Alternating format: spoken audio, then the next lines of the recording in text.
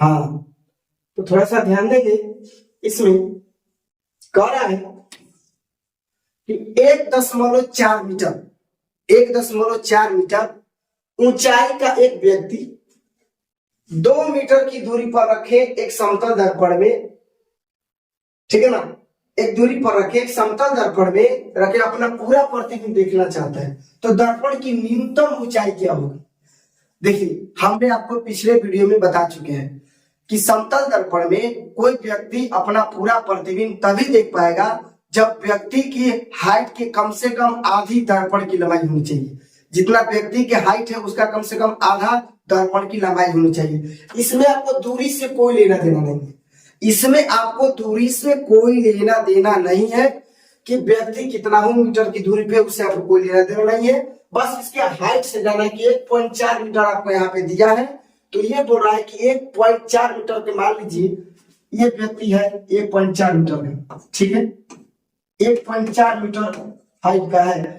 तो ऐसा कहा मतलब कितने हाइट का दर्पण लिया जाए कि 1.4 मीटर का अपना पूरा ऊपर से नीचे लेकर पूरा अपना प्रतिबिंब उसमें डाल सके, उसमें आ सके।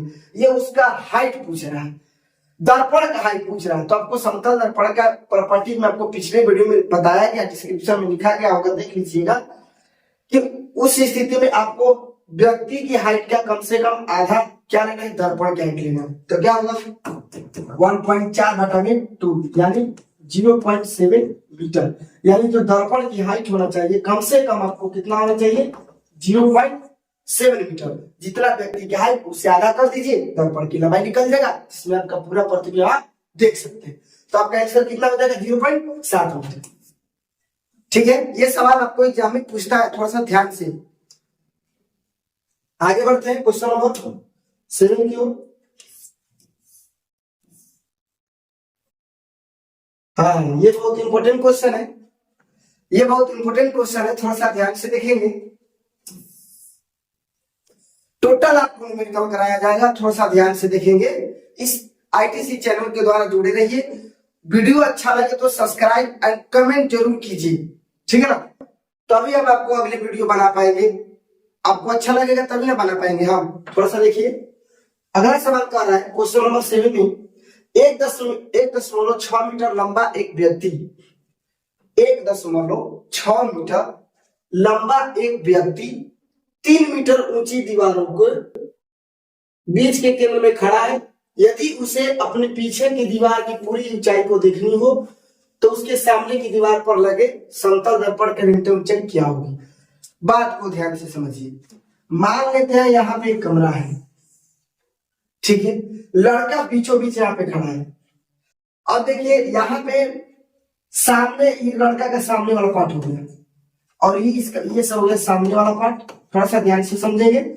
और ये हो गया आपका पीछे वाला पार्ट, ठीक है। ये उसका दीवार, जो पूरा का पूरा जो दीवार है, ये बोला 3 मीटर का है, ठीक है ना। ये लड़का सामने दर्पण में देख रहा है और बोल रहा है कि हम सामने कितना हाइट का दर्पण सामने लगाए कि पूरा का पूरा दीवार हम यहाँ पे देख पाए। बात को ध्यान से समझिएगा। ये लड़का है, यहाँ पे एक कमरा है, ये कमरा हो गया रूम, और एक कमरा के बीचों बीच में खड़ा है, और इसके पीछे पूरा का दीवार है, जिसकी दीवार की हाइट कितना है, 3 मीटर है, ठीक है ना, 3 मीटर दिया गया है। और इसके जो सामने ये बंदा सोच रहा है कि हम कितने हाइट का दर्पण लगा दे अपनी आंखों के सामने, ताकि हम अपने पीछे की दीवार की पूरा का पूरा फिगर हम देख पाए, यानी 3 मीटर। तो उसके लिए ये आपको प्रॉपर्टी समतल दर्पण का बताया गया है कि उस स्थिति में आपको प्रतिबिंब देखने के लिए दर्पण की लंबाई कम से कम 1/3 होनी चाहिए। कितना होना चाहिए, 1/3। किसका, दीवार का। अभी हमने पीछे बताया व्यक्ति की हाइट का आधा होना चाहिए। ये रूम का बात किया है और पिछले दीवार का बात किया है, इसलिए इसमें अलग लगता है। कितना लगता है दीवार की हाइट का, 1/3 है। इसमें भी व्यक्ति की हाइट से हमें कोई लेना देना नहीं, इसमें आपको वस्तु की ऊंचाई से लेना देना है। तो आपको दीवार की ऊंचाई कितना मीटर है, 3 मीटर है। तो यहाँ पे दर्पण की लंबाई कितना हो जाएगा, दर्पण की आपका लंबाई हो जाएगा 1/3 पूरा 3, ये हो गया 3 मीटर। तो 3 से 3 कट गया, ठीक है ना, कितना होगा, 1 मीटर का अगर दर्पण लगाएंगे हम, 1 मीटर का दर्पण लगाएंगे तो ये 3 मीटर का अपना दीवार जो है आप उस दर्पण में देख पाएगा। लेकिन ध्यान रहे उस स्थिति में जो भी व्यक्ति रहेगा दर्पण और दीवार के बीच में खड़ा रहेगा, तब ये नियम काम करेगा।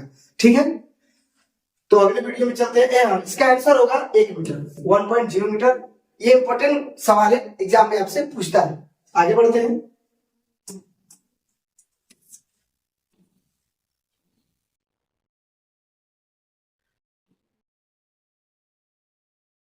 क्वेश्चन नंबर 8 में कह रहा है, क्वेश्चन नंबर 8 में कह रहा है कि यदि समतल दर्पण को 10 डिग्री पर घुमा दिया जाए, ये भी समतल दर्पण का प्रॉपर्टी ही है।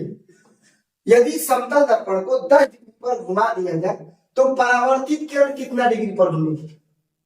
मान लेते हैं यहाँ पे एक समतल दर्पण है, ठीक है ना, यहाँ पे आ रही है और जा रही है, ये प्रकाश आ रही है आपतित हो रही है और प्रकाश यहाँ पे क्या परावर्तित होकर जा रही है।